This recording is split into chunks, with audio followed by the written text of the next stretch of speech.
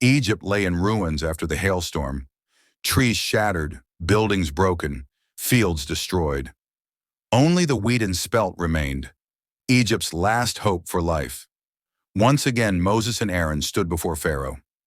"Thus says the Lord," Moses declared, "let my people go. Refuse, and tomorrow locusts will cover your land, devouring everything the hail left behind." Moses turned and walked out. The throne room erupted. Pharaoh's advisors cried out, "Your Majesty, please, let the Hebrews go. Egypt is already destroyed." For a moment Pharaoh hesitated. "Bring Moses back," he commanded. He tried to sound strong. "You may go, but only the men." Moses stood firm. "No, we will go with our sons, our daughters, our herds, all of us." Pharaoh's anger flared. "Then you get nothing." Guards, remove them. That evening a dry east wind began to blow. Through the night, through the dawn, until the sky turned black.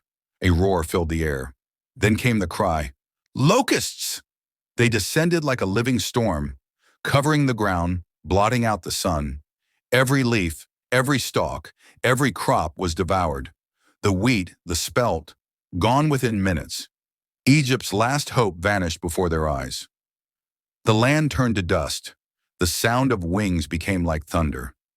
Inside the palace, Pharaoh watched as locusts crawled over his walls, his floors, his throne. His people screamed in the streets. Finally he broke. "Find Moses! Bring him to me!" When Moses returned, Pharaoh's pride was gone. "I have sinned," he whispered. "Pray to your God. Ask him to take this plague away." Moses lifted his hands to heaven, and the wind shifted. The locusts were swept away into the Red Sea. Not one remained. Silence fell. The sun shone again. But as the people stepped outside, their joy turned to horror. Egypt was dead. No tree bore fruit.